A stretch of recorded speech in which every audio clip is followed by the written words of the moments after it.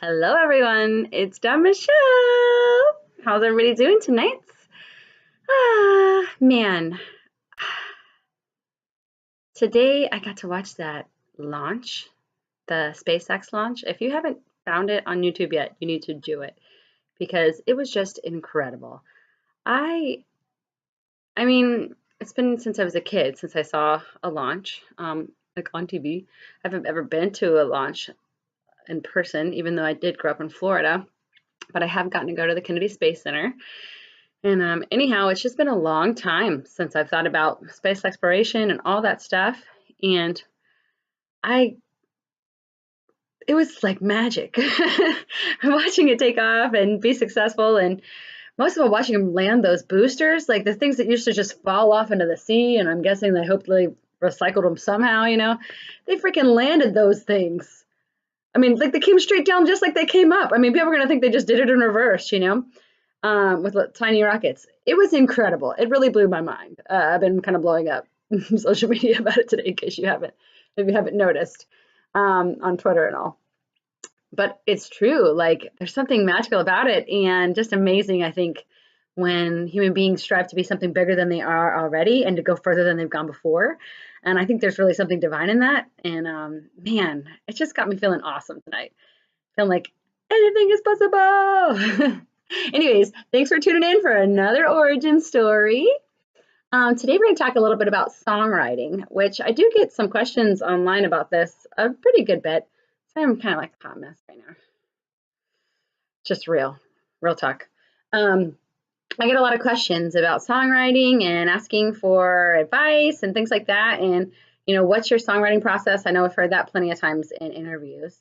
And it's kind of been a really cool area of growth in my life, I feel like, and something I've really come to enjoy and love that I think when I first started just mostly filled me with fear. So I think that's really cool when you can look at something that used to make you really scared and now it's something you really enjoy and love. I think that's kind of a huge victory in life in any kind of way. So if there's something right now that really makes you scared, but it's something that you think, maybe you should look into further, maybe that's a place that God wants to grow you and show you that you have abilities that you didn't believe you had.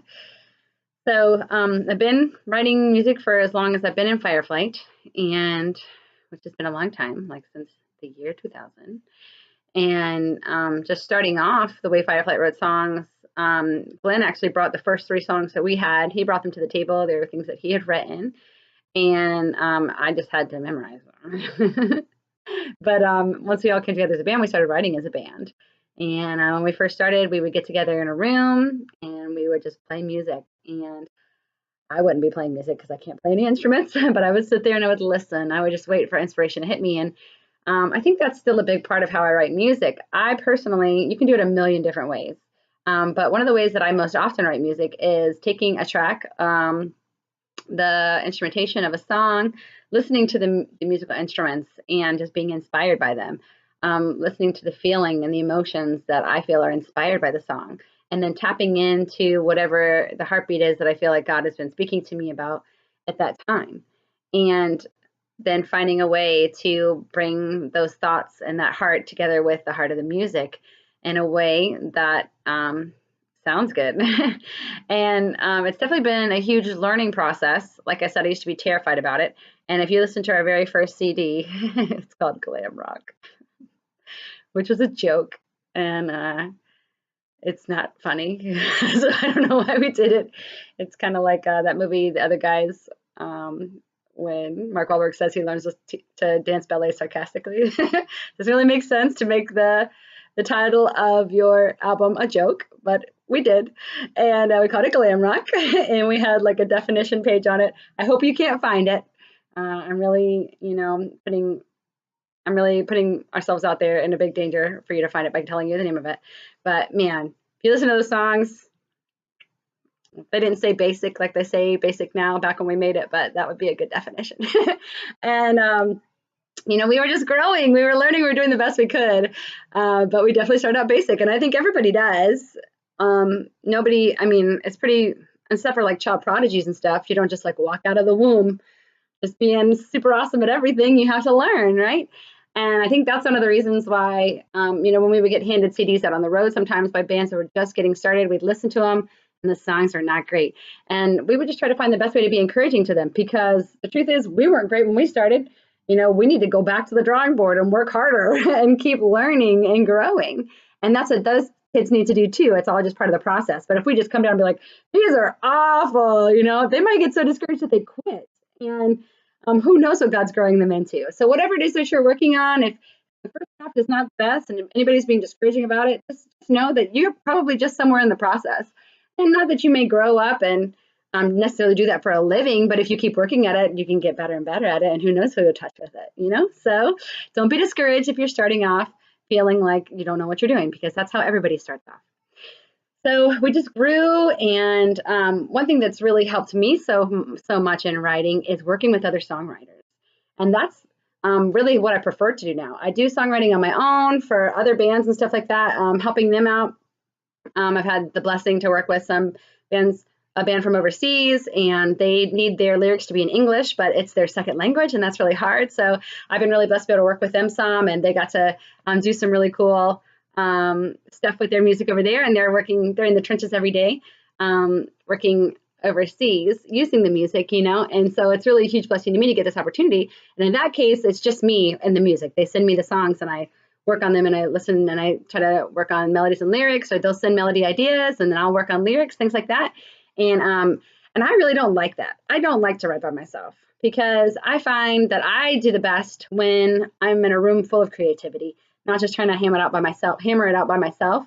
And I thank God I have my husband, who is also a songwriter, and I can bounce stuff off of him, and he can be like, and it really hurts when somebody looks at your lyrics and they go, oh, but that's what co-writing is all about, for someone to listen and go, I think we can do better.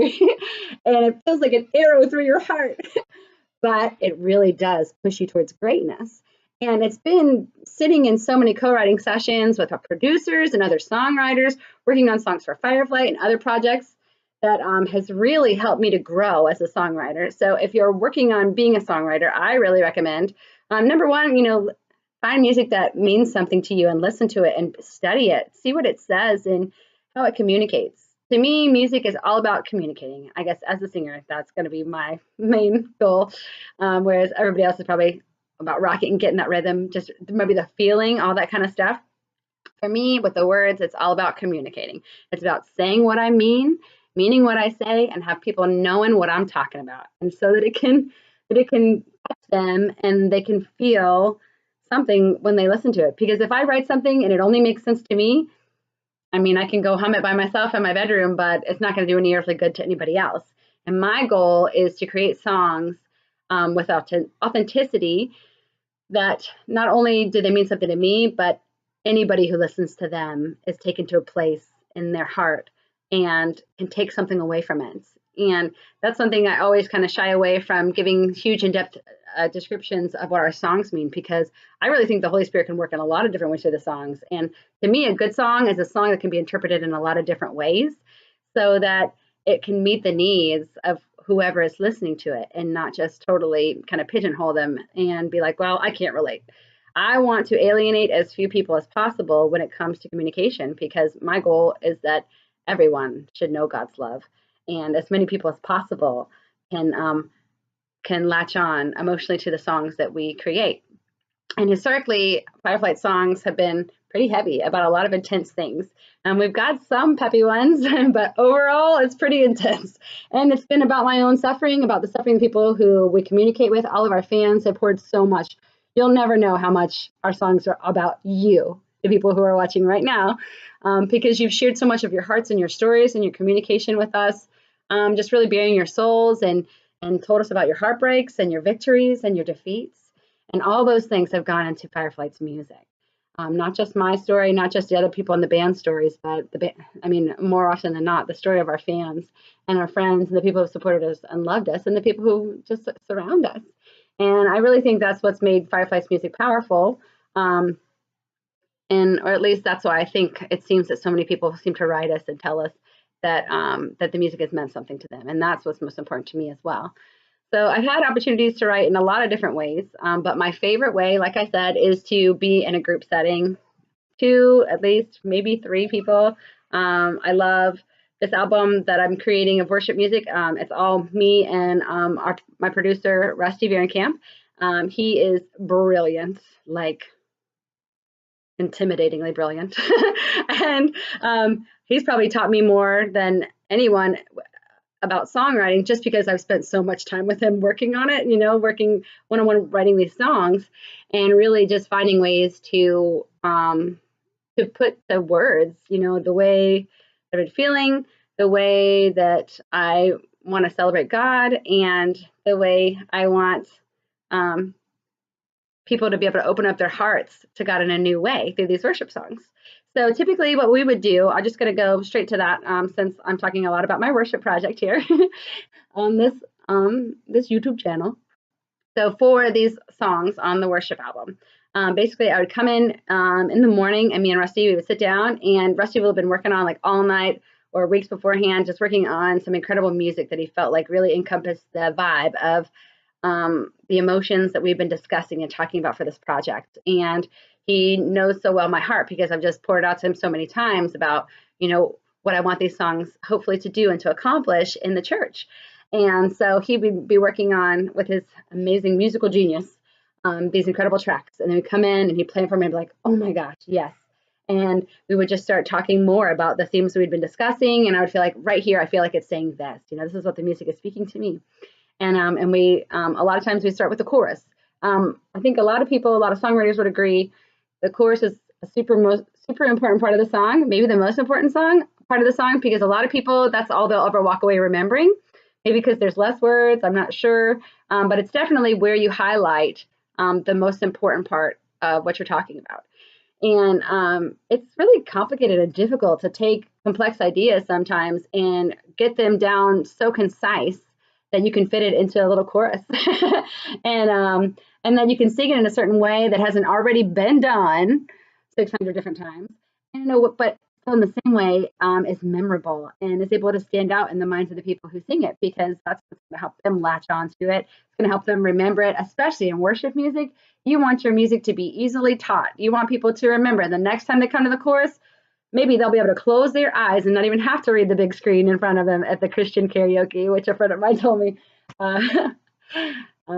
He thought that worship was a lot like Christian karaoke. And I thought that was pretty funny, because it's like, there are a lot of similarities.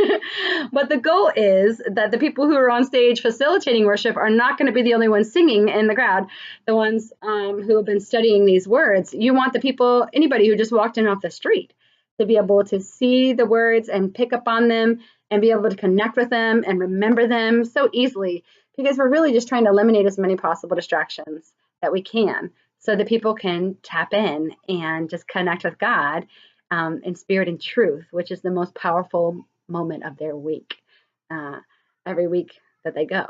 So when it comes to the chorus, it's really important that the chorus be memorable and clear. And you definitely want to have poetry to it, but you also need to not make it so complicated and flowery that people can't latch onto it, or they don't feel like they connect. And that brings me to basically another huge tenet in songwriting, in my opinion, is people need to be able to connect with the words that you're writing. I know for me, I kind of have gotten a lot more poppier, and that's a funny thing to say. But when I say pop, I once heard a definition of pop music as the most perfect form of any genre, the most perfect form of itself. The most simplified. It's kind of like working with numbers, kind of like when you divide something down to where it can't be divided anymore. And so I think about that a lot when I'm writing music, because pop is short for popular. I don't know if you heard of that. I know that pop is a dirty word for a lot of people. But truthfully, pop is short for popular, which means a large amount of people are connecting with this music. And so I kind of try to have a pop mentality when I'm writing, because I want the largest amount of people to be able to connect with this music. Now, I don't want to do it to the point where people are like, this doesn't say anything. That's obviously not my point. And so that's where the rub is. Can you create something that the most amount of people can connect with, but still says something? Now there's the magic. And that's where the Holy Spirit comes in, you hope, because That is a strong feat to accomplish. But when you're writing, if you're trying to learn writing more, make sure that what you're saying, say it in a way that people say it already. You know, the most simple way to say what you have to say so that there's no guesswork and that people don't have to figure out what you mean. Because if they have to figure out what you mean, they may not listen again. But if they know exactly what you mean, you can get them, you can hook them, you can hit their heart a lot faster than if they're just trying to decipher things. And so that's another recommendation I have when you're writing lyrics, even in the verses, you know, say it the most simple way you can. And I find that if you use authenticity when you're writing and you write the things that you feel, the things that you've experienced firsthand, when you're authentic, then the most amount of people are going to be able to say, I felt that way too. It was a different circumstance, but I felt that exact same way. And that's great, especially if we're writing music that isn't in the worship genre. But in the worship genre, I think in the exact same way, you know, you're trying to connect with God. I mean, back when the Bible was written, they said there's nothing new under the sun, and that is true. So you're probably not gonna, you know, come up with some new concept that no one's ever heard of before, because there's not been anything new under the sun for many, many years. But if you can really translate your personal experience in an authentic way, it will be important, and it will allow people to connect with your music in a way that you want, that is most powerful. So writing music, it's an art form, and it's very subjective. And some people get into certain kinds of music and not other kinds. And a lot of times it has to do with how the music sounds. And we can't always control how the music is going to sound if you're simply a lyricist and a melodist like I am.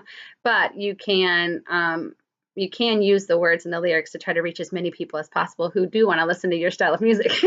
And at the same time, when you're writing worship songs, remember you're speaking to God first and foremost, and you're there to facilitate people connecting to the truth. And that's the most beautiful thing about God, is he gives us so much truth in his word, and a lifetime of walking with him, and learning and growing and renewing your mind. And that's all in there. And you have to tap into that personal experience. But at the same time, it is super subjective, and some people will think it's art and some people will not think it's art.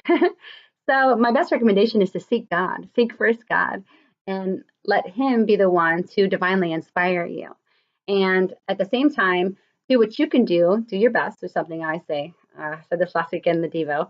You know, do your best, there's grace for the rest. So your part of doing your best is to learn, you know, work at it. Get in the room with other songwriters, people who've had more success than you, people who are who've just been doing it longer, you know. Learn from them, watch what they do, watch how they build, look at their structures. Listen, I mean, there's a lot of really wicked, literally wicked stuff on the radio out there right now. But I tune in, I check out, what is it that's resonating with people? What are they connecting with right now? What are the awful things that they're listening to? What do they need to hear? Be aware of what people are consuming and what they're finding value in, and what seems to be what they're, you know, trying to use to fill the void. And then use that to your advantage when you write your music. Make sure that you have your heart, your finger on the pulse, you know. Because if you're writing, like I said, if you want to write songs just for yourself, that's great. But if you're really trying to change other people's lives, you need to know what's going on with them. And especially with the lost, you know, what are people who don't have God? What are they concerned about? What are they thinking about? What is it they really need to hear? And the more that you practice, the more that you listen to great songs and learn from them, and the more that you work with great songwriters and you learn from them, you're going to grow and grow and grow.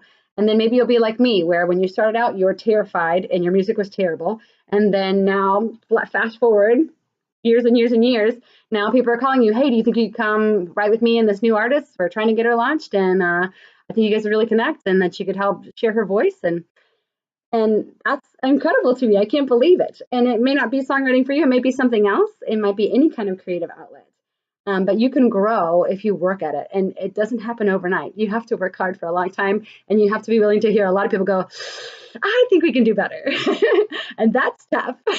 But if you can do that, if you can die to yourself, and you can keep being willing to build and grow and climb and learn from people who are wiser than you, and be willing to take constructive criticism and push down any negativity and discouragement and just keep fighting, you can go wherever you want to go, because if you don't quit, you can't lose.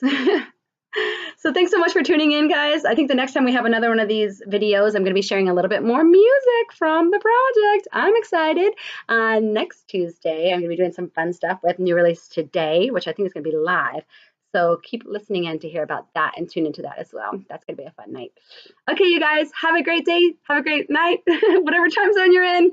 And love you so much. I'm praying for you. Thanks for watching.